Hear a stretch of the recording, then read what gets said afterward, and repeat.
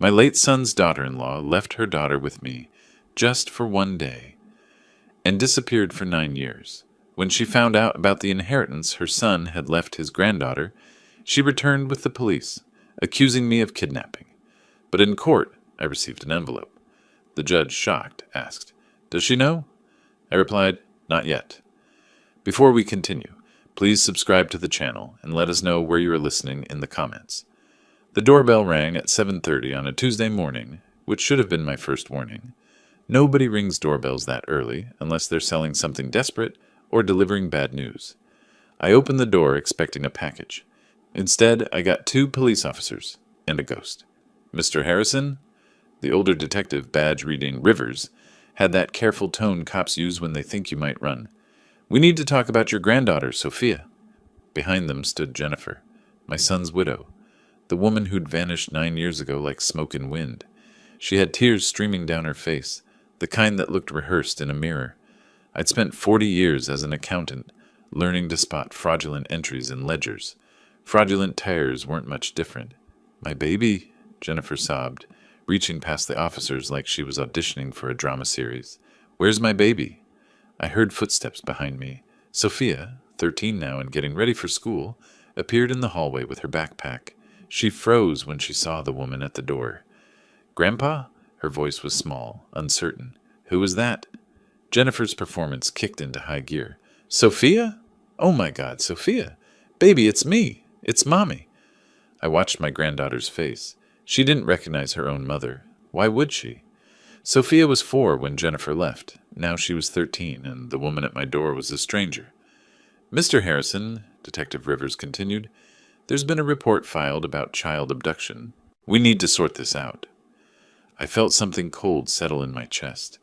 Not panic. I'd been waiting for this moment for years. I'd prepared for it.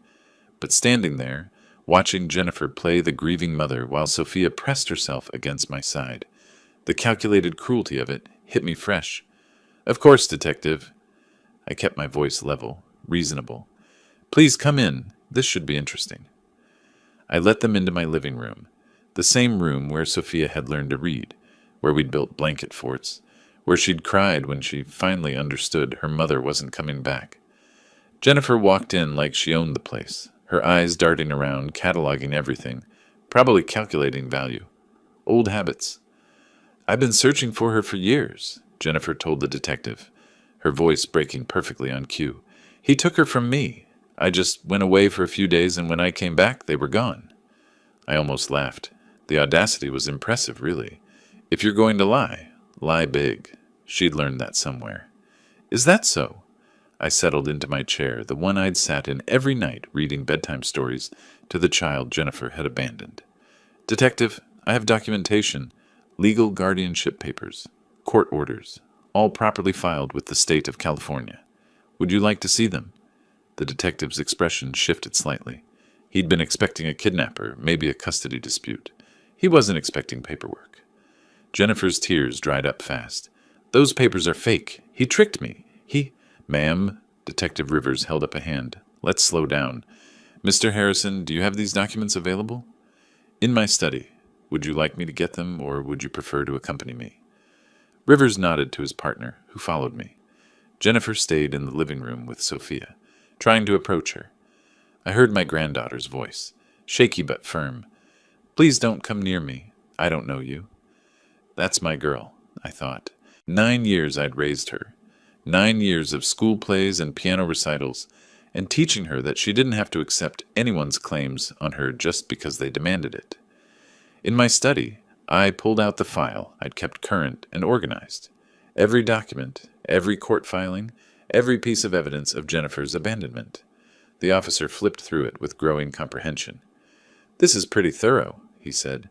"I'm an accountant," I replied. "Documentation is what I do." Back in the living room, Jennifer was in full victim mode. "He poisoned her against me. Look at her. She doesn't even know her own mother."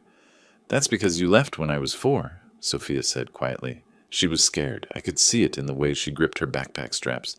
But she wasn't backing down. "Grandpa showed me pictures so I wouldn't forget what you looked like. But you never called. Not once." The detective was reading through my documents now, his expression hardening. Jennifer noticed. This is all lies. She tried again. I was sick. I was traumatized from my husband's death. Mrs. Harrison, Detective Rivers looked up. These are certified court documents. From 2016. That's 9 years ago. Medina, I corrected softly. She's Mrs. Medina now. Remarried. Started a whole new life in Sacramento. I smiled, and I knew it didn't reach my eyes. How touching that she's remembered she has a daughter. After all this time. What brought you back, Jennifer? Sudden attack of maternal instinct? Her face flushed. I saw something flicker in her eyes. Fear, maybe, or calculation. She knew I knew something. She just didn't know what yet. This isn't over, she said, her voice dropping the sob story, going hard. I'm her mother. I have rights. No, I said pleasantly. You really don't. Detective Rivers handed me back my documents. Mr. Harrison, we'll need you to come to the station, file a full report about the situation. Ma'am, you too. He looked at Jennifer with considerably less sympathy than he'd arrived with. If you want to pursue this, it'll go through family court. Jennifer's jaw clenched. Fine. I'll see you in court, Robert. And I'll see you too, baby. She reached toward Sophia, who stepped behind me. After they left, Sophia looked up at me. Grandpa, is she going to take me away? I put my hand on her shoulder, feeling the weight of every promise I'd made to this child over 9 years. Not a chance, sweetheart. Not a chance. But in my mind, I was already 10 steps ahead, seeing the chessboard clearly. Jennifer hadn't come back out of love. People like her didn't operate on love. They operated on greed, which meant she'd learned about the money. And if she thought she could walk back into Sophia's life after 9 years of silence and claim what my son had left behind, she was about to learn an expensive lesson in consequences. I'd been preparing for this day since 2016, since the day I'd sat in a lawyer's office and made sure every possible angle was covered, every escape route blocked. Jennifer wanted a court battle. She was going to get one. The memories hit me hardest at night, after Sophia had gone to bed, after I'd checked her room 3 times to make sure she was really there, really safe. That's when my mind dragged me back to December 2015. It started with a knock on the door, late afternoon, right before Christmas. Jennifer stood on my porch with little Sophia bundled in a pink winter coat, her small hand gripping her mother's fingers.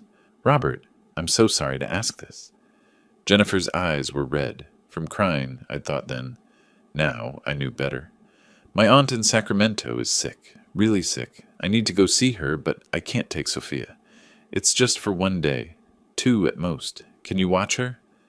Sophia had looked up at me with Stephen's eyes, my son's eyes, and I'd melted like I always did. Of course, I'd said. Sophia and I will be fine. Won't we, Princess? She'd nodded, already reaching for me.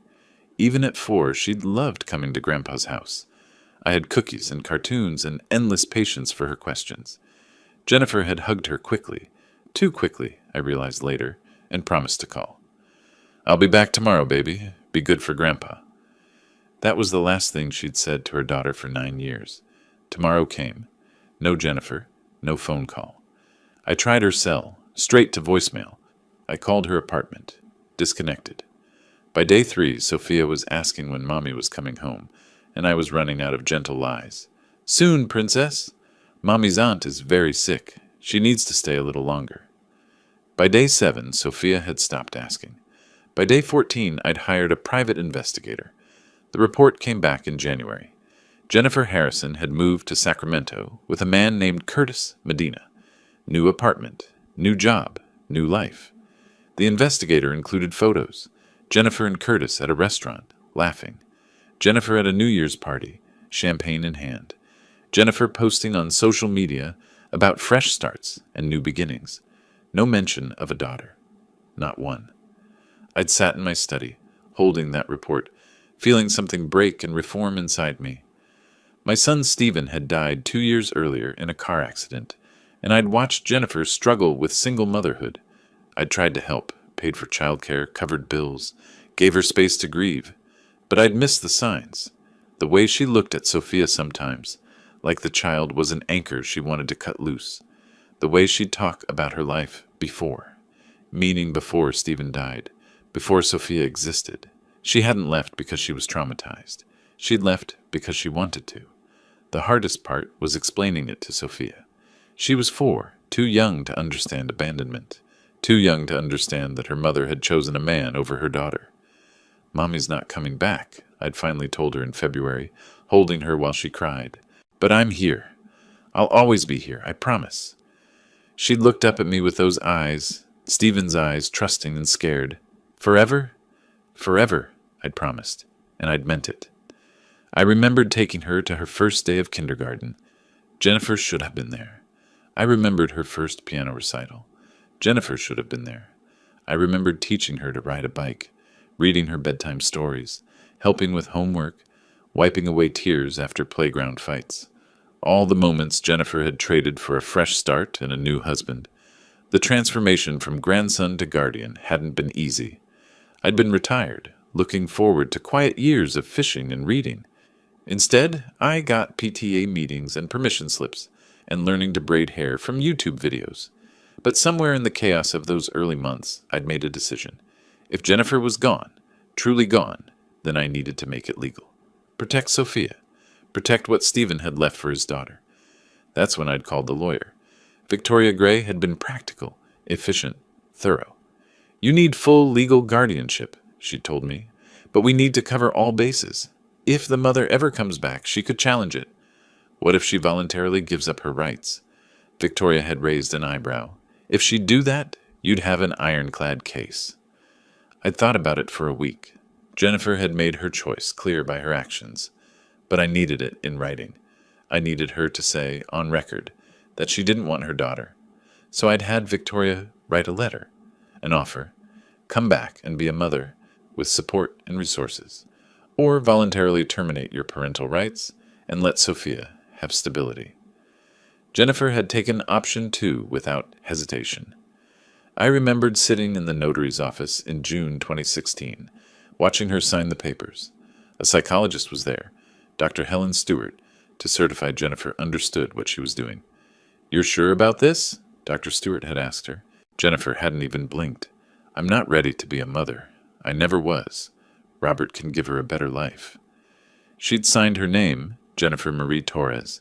She'd gone back to her maiden name and walked out, drove back to Sacramento, posted photos of dinner with Curtis that same night, and I'd sat there holding those papers thinking, someday you'll regret this. Someday you'll want something from Sophia, and these papers will stop you cold. I just hadn't known it would take 9 years. Now, standing in my quiet house after the police had left, I pulled out that old file, the one I'd kept current and ready. Every document, every piece of evidence, every step I'd taken to protect my granddaughter. And at the very back, in a sealed envelope, the crown jewel, Jennifer's voluntary termination of parental rights, notarized and witnessed, with her full confession about abandoning Sophia. She didn't know I had it. When I'd gotten full guardianship, the judge had sealed certain documents.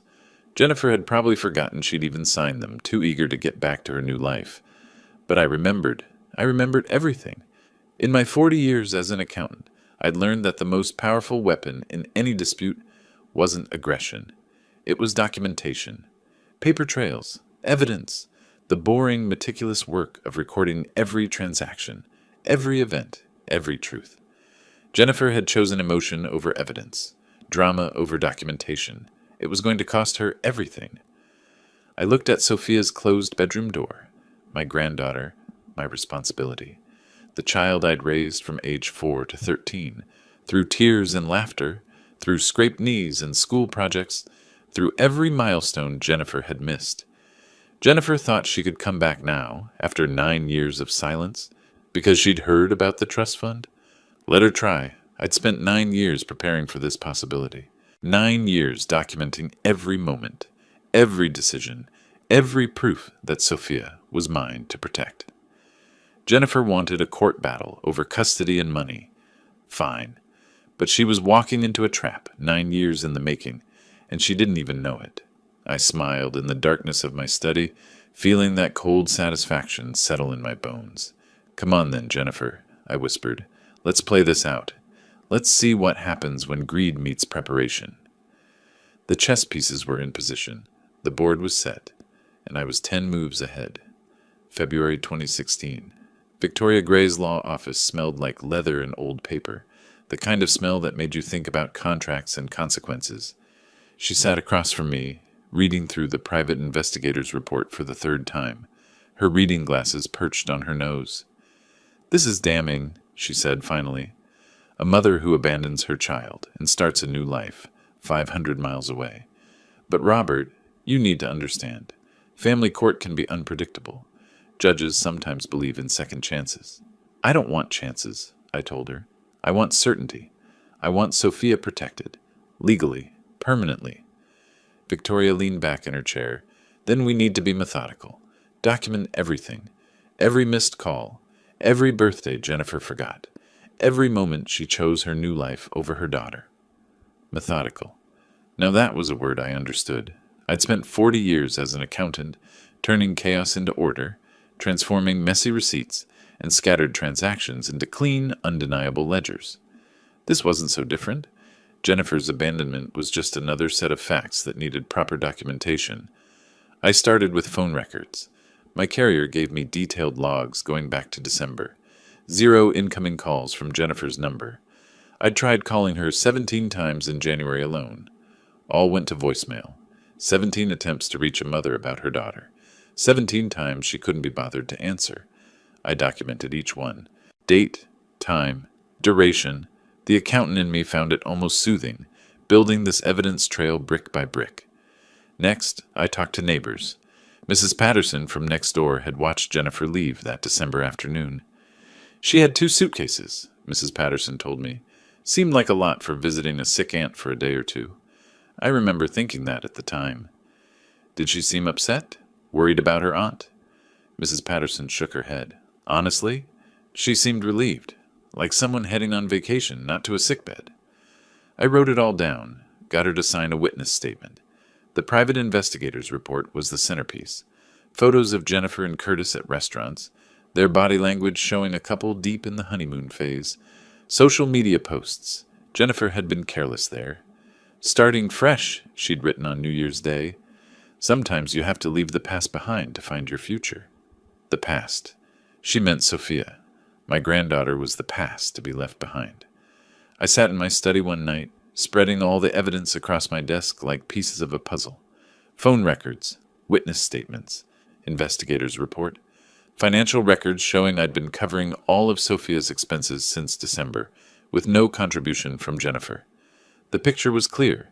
This wasn't a mother temporarily separated from her child. This was abandonment, deliberate and complete.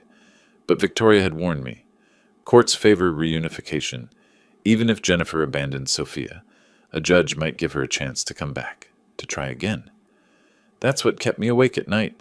The thought of Jennifer waltzing back in a year, 2 years, 5 years down the line, deciding she wanted to play mother again, disrupting Sophia's life whenever convenient for her.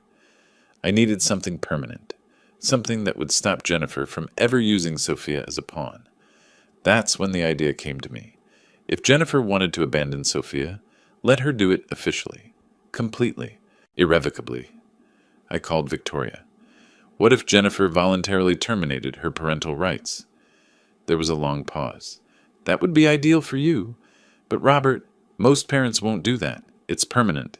They'd lose all legal claim to the child forever. What if we made it easy for her? What if we gave her an out that lets her keep living her new life without guilt or obligation? Victoria was quiet for a moment. You think she'd actually sign away her daughter? I thought about Jennifer's social media posts, her photos with Curtis, the way she'd blocked my number after I'd left one too many voicemails asking when she planned to see Sophia. She already has, I said. She just hasn't made it official yet.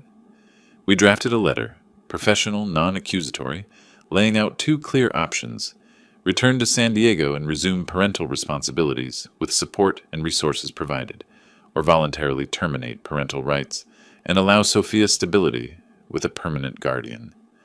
We should add a detail, I told Victoria. Make it clear that if she terminates rights, she won't be responsible for any child support, past or future. No financial obligations. Victoria raised an eyebrow. You're making it very easy for her to walk away. I'm making it easy for her to do what she's already done. The difference is this time, it'll be in writing. The letter went out in March. Jennifer's response came in April. Not a phone call, not a visit to see Sophia, but a call to Victoria's office asking about the paperwork. She wanted option 2. Victoria scheduled the appointment for June. A notary, a psychologist to verify Jennifer understood her decision, and Jennifer herself. I didn't attend. I couldn't trust myself to sit in the same room with her and stay civil. Instead, I stayed home with Sophia, reading her stories, pushing her on the swing set, doing all the small things that made up the actual work of parenting. Victoria called me that evening. She signed everything. Dr. Helen Stewart, the psychologist, certified that Jennifer was of sound mind, understood the consequences, and was acting voluntarily. What did she say? Did she ask about Sophia? She asked if this meant she wouldn't have to pay child support. When I confirmed that, she signed immediately. I closed my eyes. Even expecting it, even planning for it, hearing it confirmed made something tighten in my chest. Did she leave a message for Sophia? Anything? No. She was in and out in 30 minutes. She had dinner reservations in Sacramento. Of course she did. I hung up and went to check on Sophia. She was asleep, her nightlight casting soft shadows across her face. Stephen's face. My son's daughter, who deserved so much better than a mother who'd trade her for a dinner reservation. But at least now that mother couldn't come back, couldn't change her mind when it became convenient, couldn't disrupt Sophia's life on a whim. The papers Victoria gave me were clean, legal, absolute. Jennifer Marie Torres had voluntarily and permanently terminated all parental rights to Sophia Lynn Harrison. I locked them in my safe that night in a sealed envelope. And I thought, someday, Jennifer, you're going to want something. You're going to remember Sophia exists and decide you have a claim. And when that day comes, I'll have your signature, your confession, your own words documenting that you chose to walk away. I didn't know it would take 9 years, but I absolutely knew, that day would come. Because people like Jennifer didn't change. They just waited until they needed something. The years between 2016 and 2024 passed in a rhythm of school mornings and piano lessons, parent-teacher conferences, and science fair projects. Sophia grew from a confused 4-year-old into a bright, confident teenager.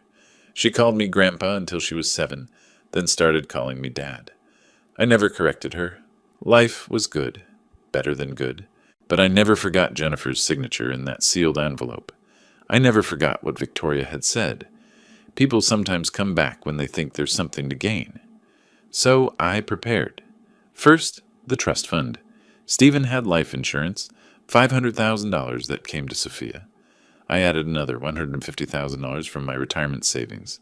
Put it all in a trust managed by Victoria's firm, structured so Sophia would receive it at 25, with strict provisions about who could access it before then. Only the guardian, me, had any control, and only for Sophia's direct benefit. Education, medical care, housing. This is very restrictive, Victoria noted. Most trusts have more flexibility. I don't want flexibility. I want walls. High walls that Jennifer can't climb if she ever decides to come back. Victoria nodded slowly. She understood what I was doing. Building a fortress around everything that mattered. But the trust fund created a new problem. Public record. Eventually, someone searching for information about Stephen Harrison's estate would find it, would see that his daughter had nearly $1 million waiting for her.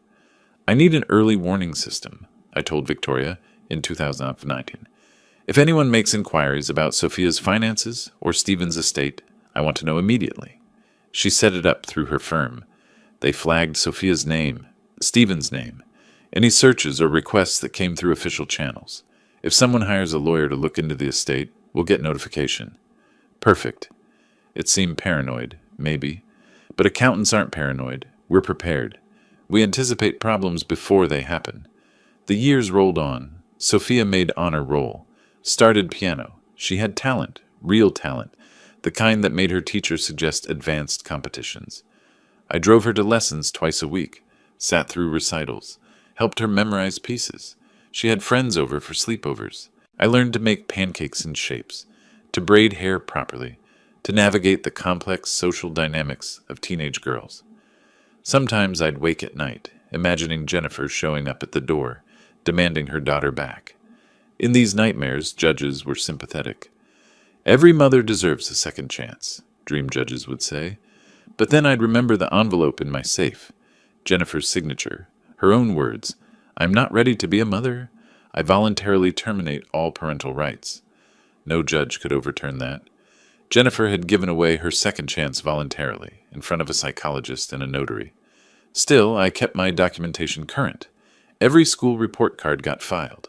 Every medical record, photos of birthdays, holidays, everyday moments, building a paper trail that showed Sophia was thriving, safe, loved. "Why do you keep such detailed records?" Sophia asked once, finding me organizing files in my study. "Habit from work," I told her, which was true, but not the whole truth. The whole truth was I was preparing for war. December 2024 brought the call I'd been expecting for 8 years. Victoria's voice was tight.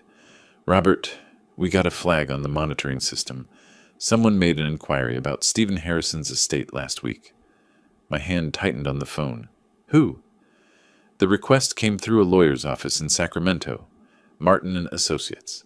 They were asking about probate records, estate value, beneficiaries." Sacramento. Jennifer. Did they get the information? Public records only.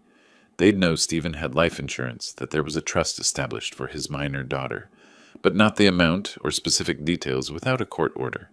I sat down heavily. "She found out about the money." "Looks like it."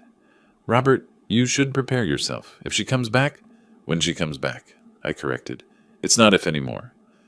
I spent the next 2 weeks getting ready, met with Victoria to review all documentation, made sure the sealed envelope with Jennifer's termination papers was properly stored. Had the notary verify the seals were intact? I wanted no question about authenticity. I updated my file on Jennifer. The private investigator I'd kept on retainer did a current check. She and Curtis were still in Sacramento. He'd gone through 2 jobs in 8 years. She was working retail. They'd moved apartments 3 times, always downsizing. Money problems, probably. Curtis had a gambling history that hadn't improved. They were living paycheck to paycheck while nearly $1 million sat in a trust fund for a daughter Jennifer had abandoned. The bitter irony wasn't lost on me. I rehearsed conversations with Sophia. "Remember, if your mother ever contacts you, I need to know immediately." "Why would she contact me?" Sophia asked. She was 13 now, old enough to handle some truth. "Because people sometimes want things they gave up. I need you to understand. If she comes back, it won't be because she suddenly cares. It'll be because she wants something." Sophia nodded. She was smart. She'd figured out years ago that her mother had chosen to leave. On New Year's Day 2025, I sat in my study and wrote out a timeline. What would happen if Jennifer came back? What would she claim? How would she try to manipulate the situation? She couldn't claim ignorance. She'd signed papers. She couldn't claim I'd stolen Sophia. Courts had granted me legal guardianship. She couldn't claim she'd been searching. 8 years of silence proved otherwise. But she could claim I'd manipulated her into signing away her rights. She could claim she'd been in grief-induced depression. She could claim she wanted to reunite with her daughter. And if she got a sympathetic judge, one who believed in redemption and second chances? No, I couldn't let it get that far. I pulled out the envelope. Jennifer's termination of parental rights. In it, she'd written, in her own hand, that she'd abandoned Sophia deliberately, without intention to return. This wasn't just a legal document. It was a confession, and I'd kept it secret for 9 years, waiting for the exact moment it would do the most damage to any claim Jennifer might make. The trick was timing. Reveal it too early, and she'd withdraw her claim. Reveal it too late, and she might gain some sympathy first. No, I needed to let her make her case. Let her lie under oath about how much she'd searched, how much she cared, how circumstances had prevented her return. And then when she'd committed fully to her story, I'd produce her signature, her confession, her own words destroying every lie she'd told. I smiled in the darkness of my study. 9 years. Jennifer had 9 years to be a mother, to reach out, to show even minimal interest in her daughter. She'd chosen silence. And now, when money suddenly made Sophia interesting again, Jennifer thought she could just waltz back in? She had no idea what she was walking into. I'd spent 9 years building an impregnable case. Documentation, evidence, legal walls that couldn't be breached. Jennifer was coming with lies and lawyers. I was waiting with truth and time. And in this game, truth and time were undefeatable. 3 days after Jennifer showed up at my door with her police escort, Detective Rivers called me into the station for a formal interview. I arrived with my briefcase, the same battered leather one I'd carried to work for 30 years, filled with 9 years of documentation. Jennifer was already there when I walked in, sitting in a plastic chair with Curtis beside her. He was everything I'd expected from the private investigator's photos. Mid-40s, cheap suit, trying to look expensive. The kind of smile that made you check your wallet was still in your pocket. Jennifer's performance had evolved since the doorstep drama. Today she was playing determined mother. Designer sunglasses pushed up on her head, tablet in hand, probably with notes from whatever lawyer she'd scraped together money for. "Mr. Harrison," Detective Rivers gestured me into an interview room. Jennifer and Curtis followed. "Mrs. Medina has made serious allegations. Child abduction, financial manipulation. I need to hear your side." I set my briefcase on the table and clicked it open. "Happy to clarify. Where would you like to start?" Jennifer couldn't contain herself. "He stole my daughter. I went to visit my sick aunt for a few days, and when I came back, they were gone." "A few days?" I pulled out the first document. "These are phone records from December 2015 through January 2016. 17 calls I made to your number, Jennifer. All went to voicemail. You never returned one." I slid the paper across to Detective Rivers. He studied it, his expression neutral. "I was traumatized," Jennifer said quickly. "My husband had just died. I wasn't thinking clearly." "Stephen died in 2013, I said. "Sophia was 2. You seemed to handle single parenthood well enough for 2 years. What changed in December 2015? Curtis leaned forward. "Maybe she met someone who helped her heal. Is that a crime?" I looked at him for the first time. "No. Falling in love isn't a crime. Abandoning your daughter for 9 years is a different matter." "I didn't abandon her," Jennifer's voice rose. "You manipulated the situation. You turned her against me." "Detective," I pulled out another document. "This is the court order granting me legal guardianship of Sophia, dated June 2016. Approved by Judge Morrison in San Diego County Family Court. All proper channels, all legal." Rivers took the document, reading carefully. I watched Jennifer's face. She was realizing I hadn't just been sitting around for 9 years. I'd been building a fortress. "This is fake," she said, but her voice wavered. "It's notarized and sealed by the court," Rivers said. "Mr. Harrison, how did you obtain guardianship?" "My daughter-in-law disappeared with no contact. After 2 months, I filed for emergency custody to ensure Sophia had legal protection. The court granted it. Because you manipulated them." Jennifer stood up. "You told them lies about me." "I told them facts. That you'd left your daughter with me, claiming it was for 1 day and never returned. That your phone was disconnected. That I'd hired a private investigator who found you 500 miles away, living with Mr. Medina here, starting a new life." Curtis's jaw tightened. Jennifer grabbed his arm. "You had no right," she hissed. "She's my daughter." "Then where were you?" The question came out harder than I'd intended. "Where were you for her 5th birthday? Her first day of kindergarten? When she learned to read? When she cried herself to sleep, asking why Mommy didn't want her anymore?" The room went very quiet. "I think," I said, pulling out another document, "that what's really happening here became clear when I got this notification from my attorney last month. Someone using a Sacramento law firm, made inquiries about Stephen Harrison's estate, about probate records, about assets left to his daughter." Jennifer's face lost color, just a shade, but I saw it. Curtis's hand twitched on the table. "Tell me, Jennifer." I kept my voice conversational, almost friendly. "When exactly did you learn about the trust fund?" "I don't know what you're talking about." "The trust established from Stephen's life insurance and my investments. $850,000, held for Sophia until she's 25. Curtis's eyes widened just slightly. Jennifer grabbed his hand. "That's my daughter's money," she said. "Yes, it is. Sophia's money, not yours. And she gets it when she's 25, managed by her legal guardian until then." I paused. "Which is me?" Detective Rivers was watching Jennifer now with a different expression, less sympathy, More calculation. He'd seen this before, people who showed up when there was money involved. This is quite a coincidence, Rivers said slowly. 9 years of no contact, and you returned 2 weeks after inquiries were made about your daughter's trust fund. That's not... I didn't... Jennifer was floundering. I've been searching for her all this time. Really? I opened a folder. Detective, these are Sophia's school records. Same school for 9 years. Same address on file. My address. In San Diego. The same city where Jennifer lived when she left. She knew exactly where to find us. She just didn't want to until now. You poisoned her against me? Jennifer's voice was shrill now.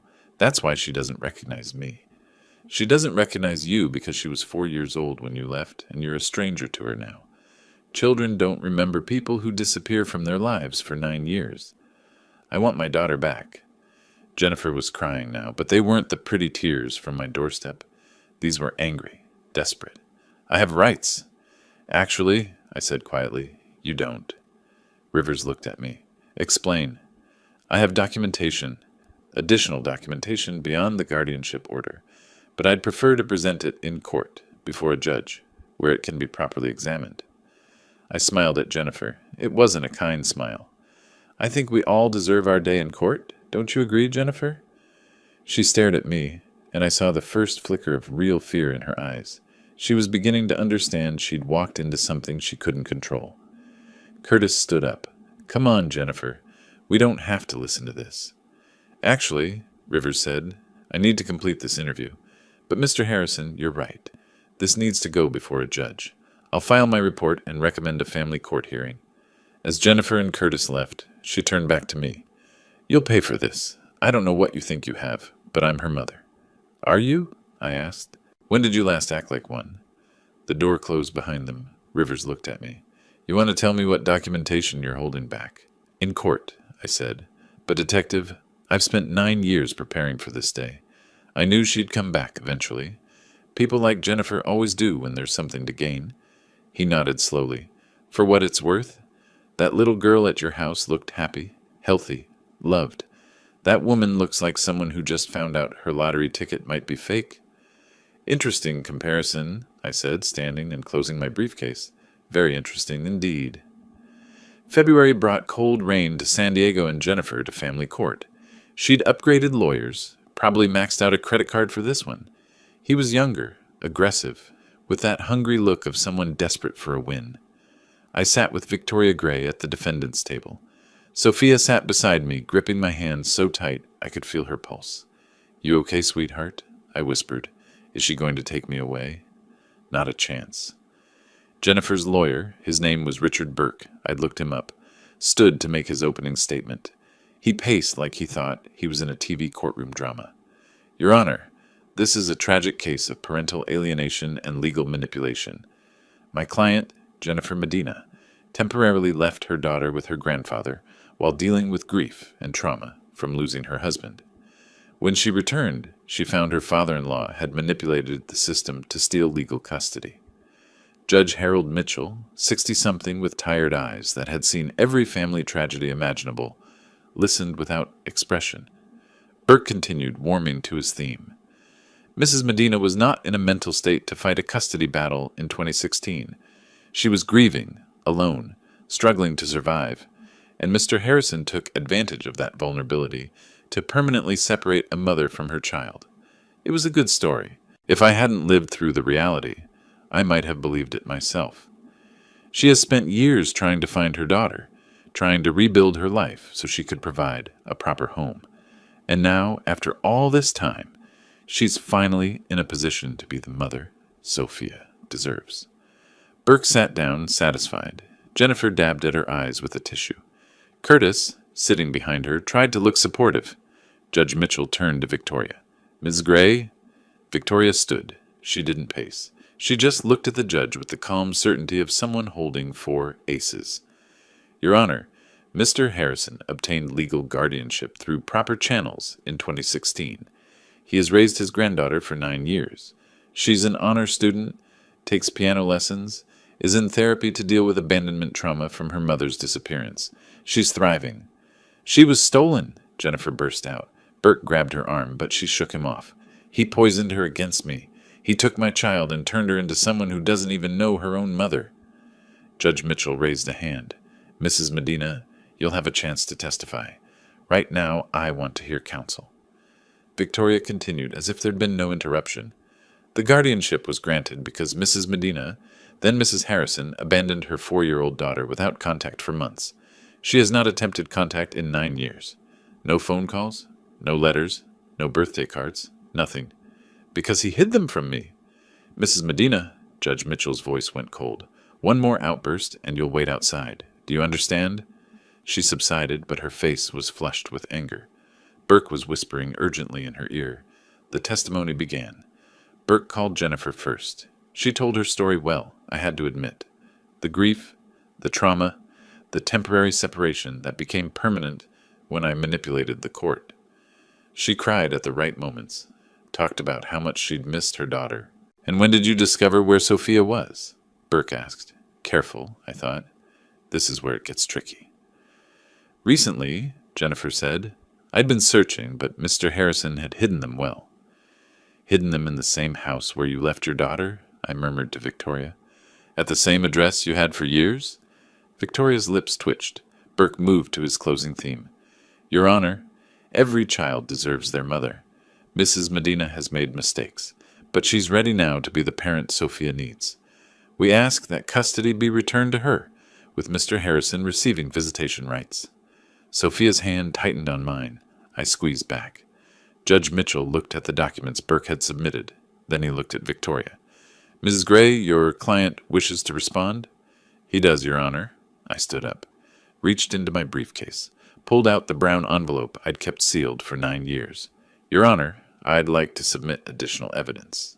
Burke was on his feet. Objection, we weren't notified of additional documents. They're part of the original guardianship file, Victoria said smoothly, sealed by court order in 2016. Mr. Harrison is requesting they be unsealed and entered into evidence? Judge Mitchell frowned. Approach. We walked to the bench, Victoria, Burke, and me. The judge took the envelope, examining the seal. His eyebrows rose. This was sealed by Judge Morrison? Yes, Your Honor. I requested certain sensitive documents be sealed to protect all parties. But given Mrs. Medina's claims, I believe they're relevant now. Judge Mitchell broke the seal and began reading. I watched his face. The first page brought a slight frown. The second page, his expression hardened. By the third page, he looked at Jennifer with something approaching contempt. Mrs. Medina, he said, his voice cutting across the courtroom, do you know what's in this document? Jennifer looked confused. No, Your Honor. The judge looked at me. She doesn't know? Not yet, Your Honor. Judge Mitchell sat back. He was angry now. I could see it in the set of his jaw. This is going to be read into the record. Mr. Burke, you're going to want to hear this. Burke looked confused. Jennifer looked scared. Curtis leaned forward, trying to understand what was happening. I returned to my seat. Sophia looked up at me. Grandpa? It's okay, I said quietly. Everything's going to be okay. Judge Mitchell's voice was cold as he began to read. Voluntary termination of parental rights. Jennifer Marie Torres. Dated June 15th, 2016. The courtroom went silent. You could have heard a pin drop. Jennifer's face went white. Not pale. White. Like every drop of blood had drained away, her mouth opened, forming a small O of shock. Burke spun to look at her. What is this? Curtis stood up in the gallery. That's not possible. She never... Sit down, sir, Judge Mitchell ordered. Then he continued reading. I, Jennifer Marie Torres, do voluntarily and permanently terminate all parental rights to my daughter, Sophia Lynn Harrison. This document is signed in the presence of a notary public and Dr. Helen Stewart, licensed psychologist, who certifies I am of sound mind and understand the permanent nature of this action. Jennifer made a sound, half gasp, half sob. Burke was frantically whispering to her, but she wasn't responding. She just stared at the judge, like she was watching her own execution. Judge Mitchell turned the page. And here we have a personal statement from Mrs. Torres. He looked at Jennifer over his reading glasses. Would you like me to read this aloud? No, Jennifer whispered. Please no. I think we need to hear it. His voice was implacable. I, Jennifer Torres, acknowledge that I voluntarily left my daughter Sophia with her grandfather Robert Harrison on December 10th, 2015, with the stated intention of visiting a sick relative for one day. This was false. I left because I was not prepared to be a mother and wanted to start a new life with Curtis Medina in Sacramento. I did not intend to return for my daughter. I voluntarily terminate all parental rights because I am not capable of being the mother Sophia needs. The silence in the courtroom was absolute. Jennifer's face had gone from white to red. Tears were streaming down her cheeks, but these weren't calculated tears. These were shame and rage and humiliation all mixed together. Curtis had his head in his hands. Burke looked like a man who just realized his parachute hadn't opened. And I sat there, watching 9 years of preparation pay off in the most beautiful way possible. Judge Mitchell wasn't done. He held up the document so the courtroom could see Jennifer's signature, bold and undeniable at the bottom of the page. "Mrs. Medina," he said, his voice like ice, "this is your signature, is it not?" Jennifer couldn't speak. Her mouth opened and closed, but no sound came out.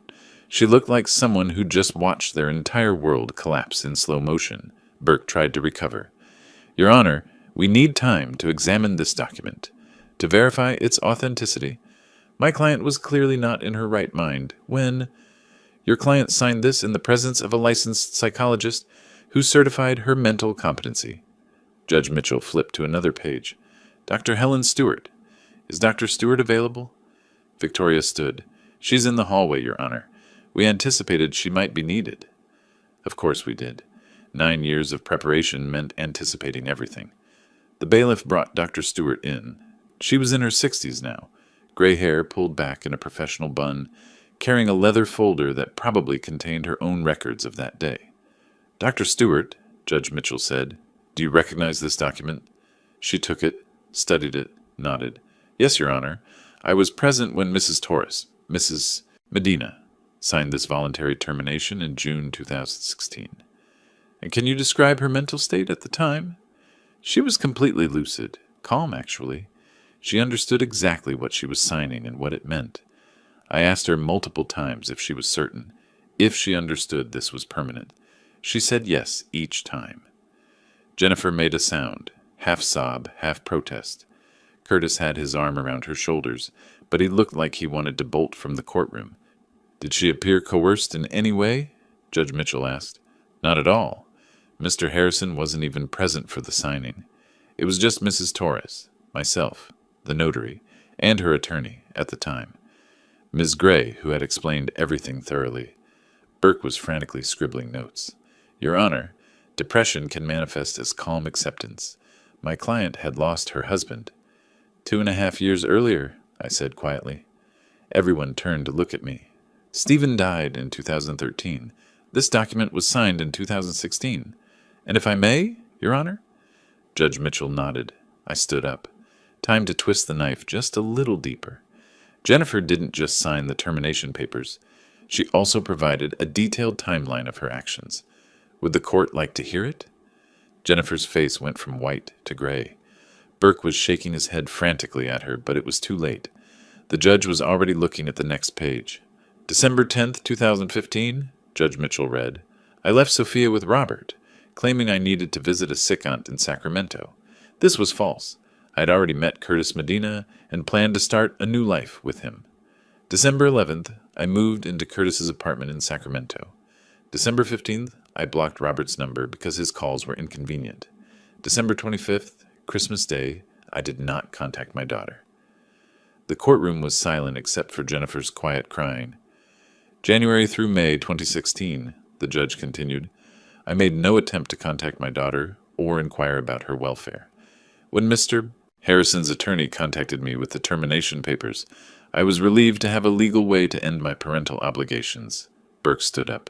"Your Honor, this is clearly a document obtained under duress." "Sit down, Mr. Burke." Judge Mitchell's voice cracked like a whip. "I've heard enough. Mrs. Medina, do you deny that this is your signature?" Jennifer looked up, her face blotchy with tears. "I was confused. I didn't know what I was doing."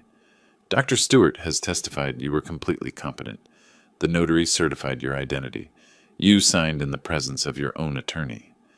He looked at her with something approaching disgust. You abandoned your 4-year-old daughter and legally surrendered all rights to her.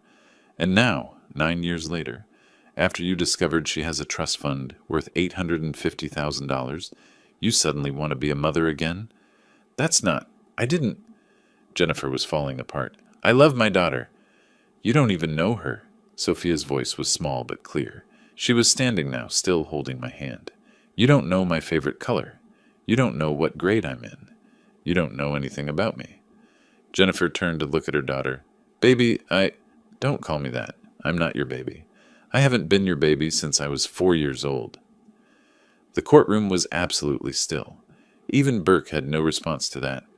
Judge Mitchell set the papers down. Mrs. Medina, you voluntarily and permanently terminated your parental rights in 2016. That termination was legal, properly witnessed, and final. You have no legal standing to challenge Mr. Harrison's guardianship. You have no right to custody of Sophia. You have no claim to her trust fund. Do you understand? Curtis stood up suddenly. This is ridiculous. That old man manipulated everything. He threatened us. Jennifer was scared. Scared? I couldn't help it. The word came out with more edge than I'd intended. Scared people don't post vacation photos on social media? Scared people don't go to parties and restaurants and Mexico resorts without their children? Curtis's face flushed red. You don't know what you're talking about, don't I? I looked at Victoria. She pulled out her folder, the one I'd been saving for exactly this moment. Your Honor, Victoria said, we have extensive documentation of Mrs. Medina's activities from December 2015 through 2016. Private investigator reports, social media posts, photographs. I think they paint a very clear picture of someone who wasn't scared or confused. She was happy to start a new life without her daughter. Burke tried one more time. Those posts could be explained. People often present a false front on social media when they're struggling. Then explain this one. I took a photograph from Victoria's folder and held it up. It was a screenshot, dated July 4th, 2016, 3 weeks after Jennifer signed away her rights. This is from Jennifer's Facebook page. She's on a boat with Curtis. The caption reads, Finally free to live my best life. No regrets, no looking back. The words hung in the air like an indictment. Jennifer buried her face in her hands. Curtis looked like he wanted to hit someone. Probably me. Judge Mitchell studied the photograph. When he looked up, his expression was granite. I've seen enough. This court will reconvene tomorrow at 9 a.m. for final arguments and ruling. Mrs. Medina, Mr. Medina, I suggest you use that time to consider whether you really want to continue this farce. He banged his gavel. Court adjourned. As people started filing out, I stayed seated, watching Jennifer and Curtis huddle with Burke. Jennifer was crying, Curtis was gesturing angrily, and Burke looked like a man trying to explain to passengers that the ship was definitely sinking. Victoria leaned over. That went well? Better than expected, I admitted, though I'm curious what desperate move they'll try next. You think they'll try something? I watched Curtis's face, red with fury and humiliation. People like him don't go down quietly. He'll push Jennifer to try one more lie, one more manipulation. He's too invested in that trust fund to walk away. You prepared for that? I smiled. Victoria, I've been preparing for 9 years. Whatever they try tomorrow, I promise you, I'm ready. Sophia tugged on my sleeve. Can we go home now, Grandpa? Yes, sweetheart. Let's go home. As we walked past Jennifer and Curtis, I heard him hiss at her. That document has to be fake. Tell them it's fake. Tell them he forced you. I kept walking. Let them plan. Let them scheme. Tomorrow, I'd finish what I'd started 9 years ago. The next morning, I arrived at the courthouse to find Burke, looking like he'd been up all night. Jennifer's eyes were red-rimmed, and Curtis had the jittery energy of someone running on coffee in desperation.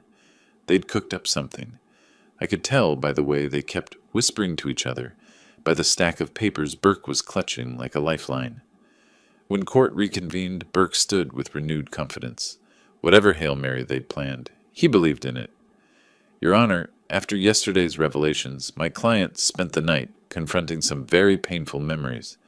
Memories she'd repressed due to trauma. Here we go, I thought. Let's see what fiction they've created. Mrs. Medina now remembers that Mr. Harrison threatened her in 2016. He told her if she didn't sign the termination papers, he would make sure she never saw her daughter again. He would destroy her reputation, her relationship with Curtis, everything. Judge Mitchell looked skeptical. She remembers this now, after 9 years?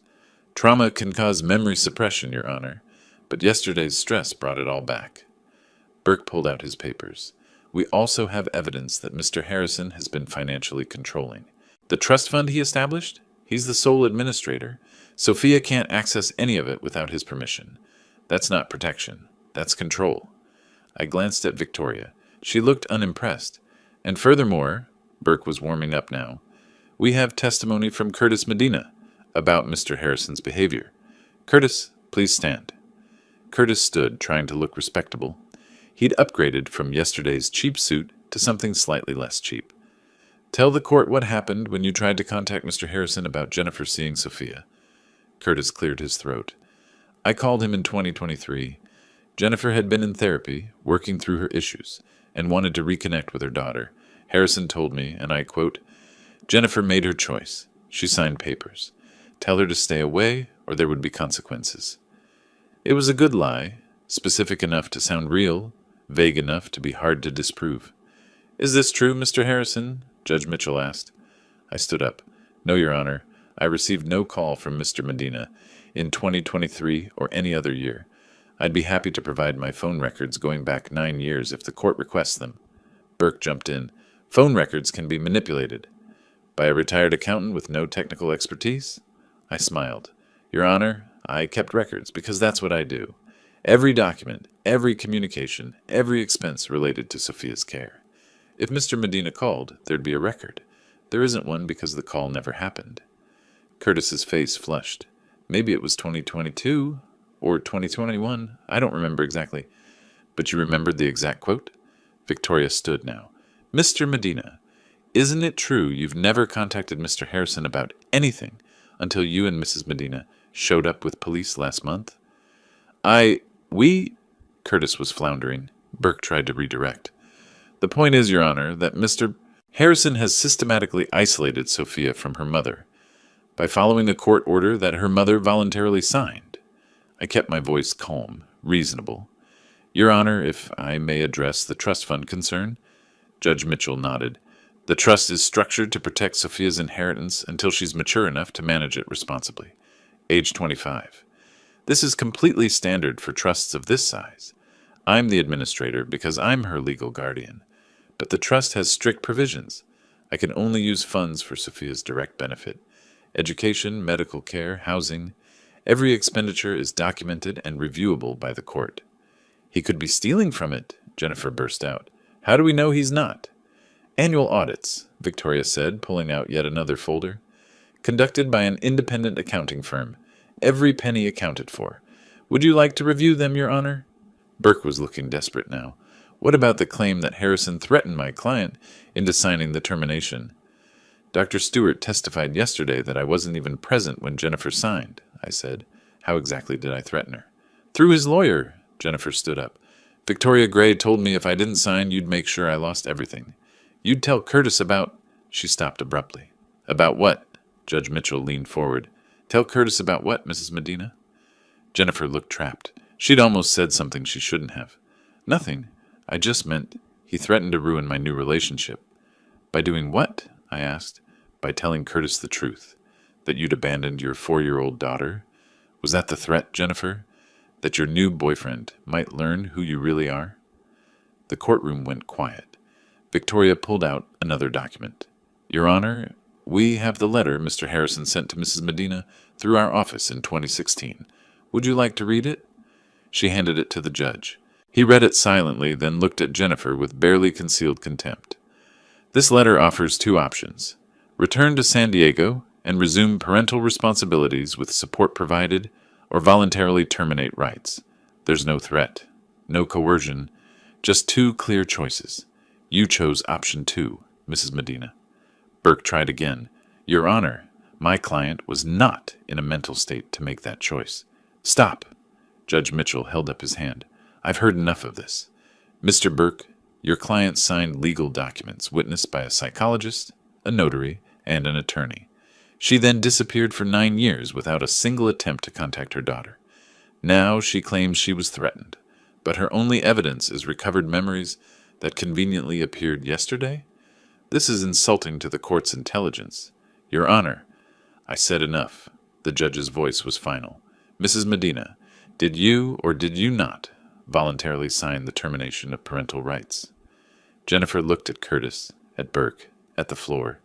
Finally, in a voice barely above a whisper, I signed it. And did Mr. Harrison threaten you or force you to sign? No. But he gave me no choice. He gave you 2 choices. You chose the one that let you walk away without responsibility or guilt. Judge Mitchell leaned back. Tomorrow I'll deliver my final ruling. But I'll tell you now, nothing I've heard today has changed my view of this case. You abandoned your daughter. You signed away your rights. And you only came back when you learned there was money involved. That's not motherhood. That's opportunism. Burke slumped in his chair. Curtis was whispering furiously to Jennifer.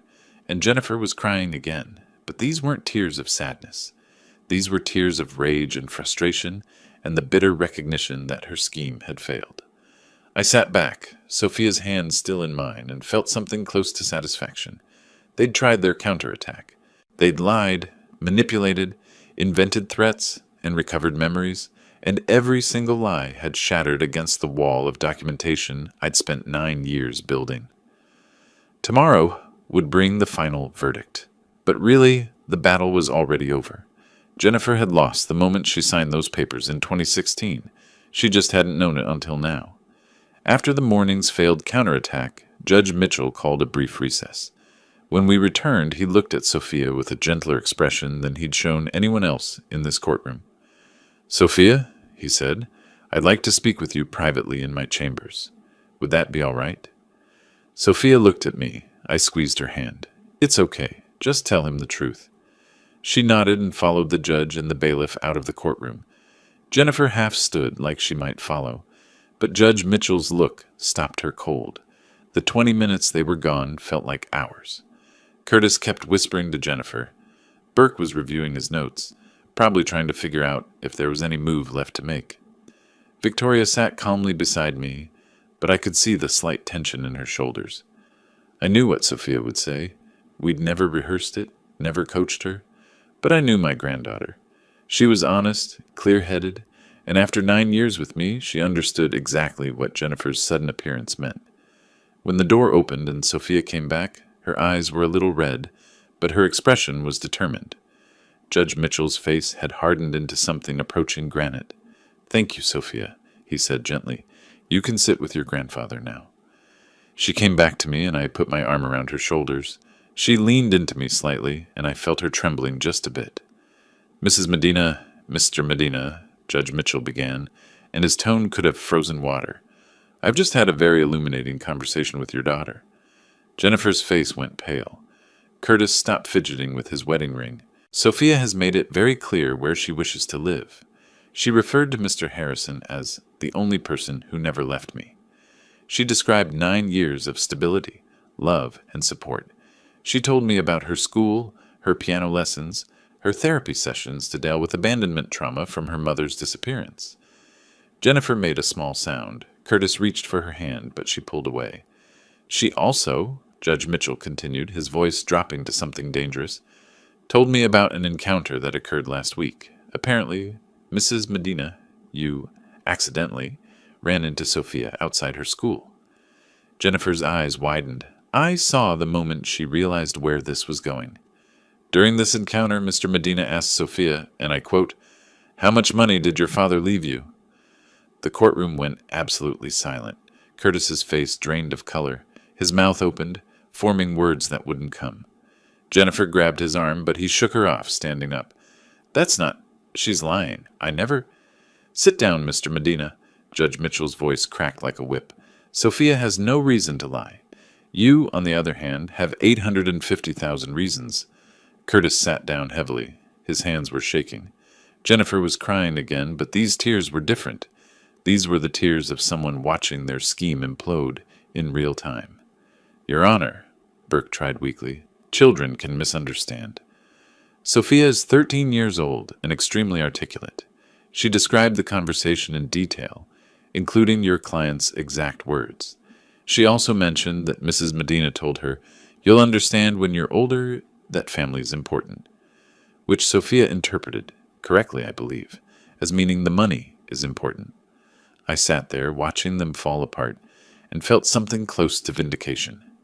9 years. 9 years of preparing for this exact moment, and it was even more satisfying than I'd imagined. Victoria leaned over. "You knew about the school encounter?" "Sophia told me that night. I documented it immediately." "Of course I did. Documentation was what I did. Judge Mitchell wasn't finished. I'm also calling Child Protective Services to provide their assessment." "Ms. Anderson?" A woman in her 40s stood from the back of the courtroom. She looked professional, competent, and she was holding a thick file. "Ms. Patricia Anderson, social worker," she introduced herself. "Your Honor, I've been monitoring Sophia Harrison's case since Mr. Harrison was granted guardianship in 2016. I conduct annual home visits and reviews." "And your assessment?" "Sophia is thriving. She's an A student, participates in extracurricular activities, has healthy friendships. She's been in therapy since 2016 to process abandonment issues, and her therapist reports excellent progress. The home environment is stable, loving, and appropriate." "And your recommendation regarding custody?" "Any change in custody at this point would be severely detrimental to Sophia's psychological well-being. She's been with Mr. Harrison for 9 years, the majority of her life. He's the only stable parental figure she's known. Removing her would re-traumatize her and undo years of therapeutic progress." Jennifer looked like she'd been slapped. Burke had his head in his hands. Curtis was staring at the floor, his jaw clenched so tight I could see the muscles jumping. "Furthermore," Ms. Anderson continued, "Sophia has explicitly stated she does not wish to have contact with her biological mother. She views her as a stranger who abandoned her and only returned for financial gain." "Out of the mouths of babes," I murmured. Sophia heard me and almost smiled. Judge Mitchell set down his papers. "I've heard enough. This court will reconvene tomorrow morning at 9 a.m. for final judgment. But I'll tell you now, Mr. Burke, if you have your client's best interests at heart, you'll advise her to accept the inevitable. This case is over." He stood, and we all stood. As the judge left, Jennifer turned to look at me. Her face was a mask of rage and humiliation and desperate, impotent fury. "You poisoned her against me," she hissed. "You turned my daughter into someone who doesn't even know her own mother." I looked at her calmly. "No, Jennifer, you did that yourself. You left a 4-year-old child and never looked back. I just made sure she knew the truth when you finally did." Curtis grabbed Jennifer's arm, pulling her toward the door. As they passed, I heard him say, "This is your fault.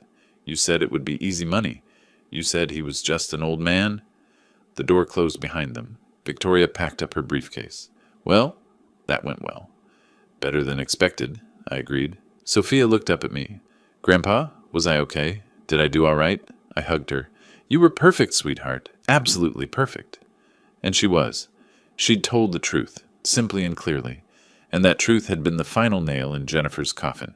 Tomorrow would bring the official verdict.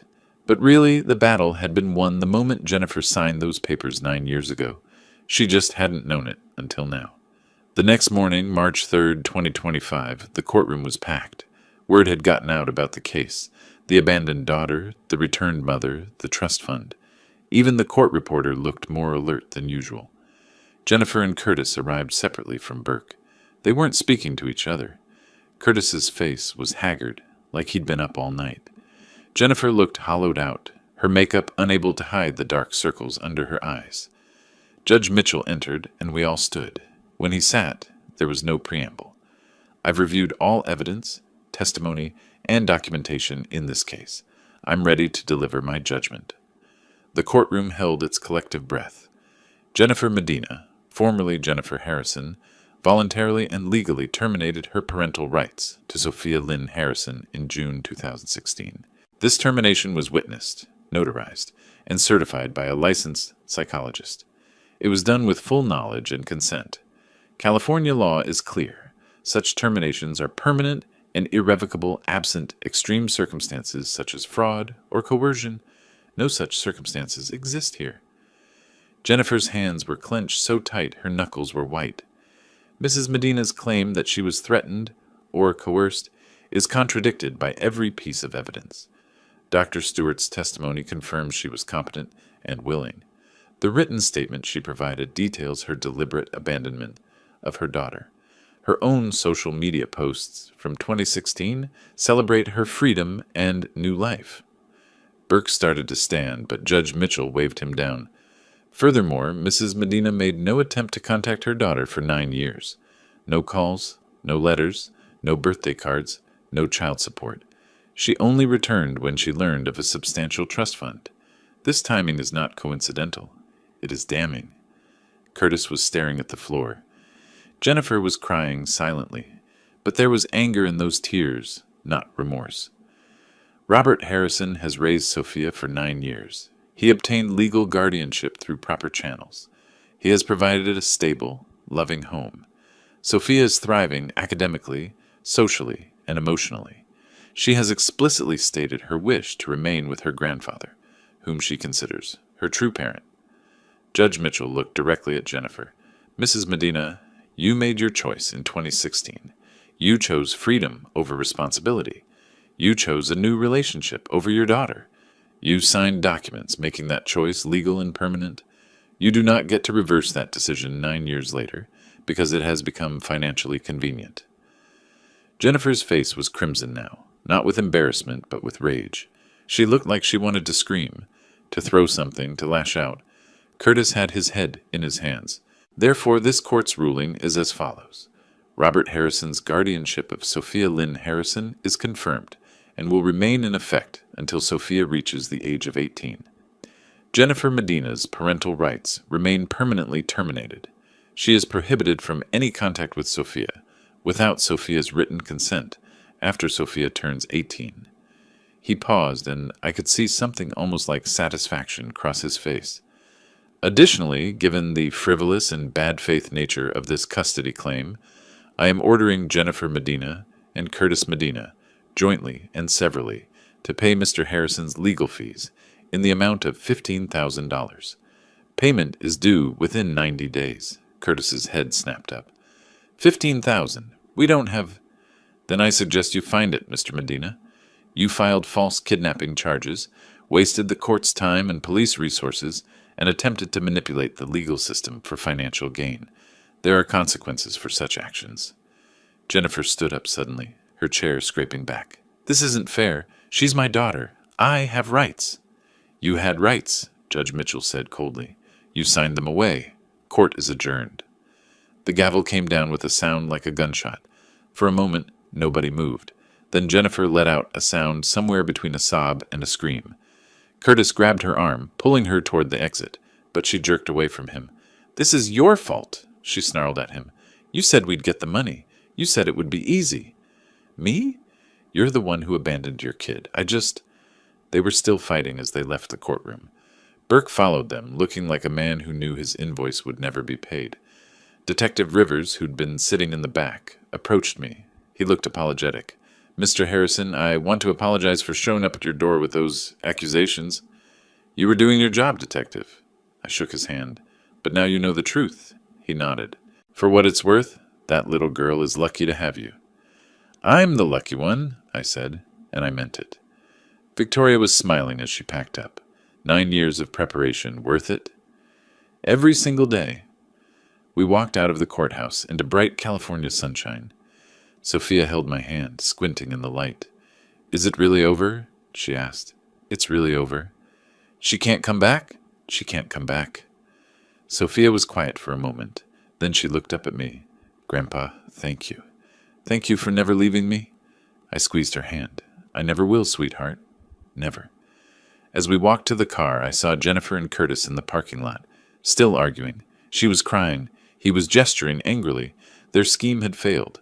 Their relationship was disintegrating, and they owed me $15,000 they didn't have. I felt no sympathy, just satisfaction. 9 years ago, Jennifer had made a choice. She'd chosen to abandon her daughter, to sign away her rights, to start a new life without the burden of motherhood. And I'd spent those 9 years making sure that when her greed finally brought her back, every door would be locked, every escape route blocked, every lie documented and disproven. People like Jennifer thought they could have it both ways: abandon responsibility when it was inconvenient, claim rights when it became profitable. I'd proven them wrong. Sophia and I drove home. That evening we ordered pizza and watched her favorite movie. Just a normal Tuesday night. Because that's what I'd given her. 9 years of normal Tuesday nights, of stability and love and someone who never left. That was my revenge, really.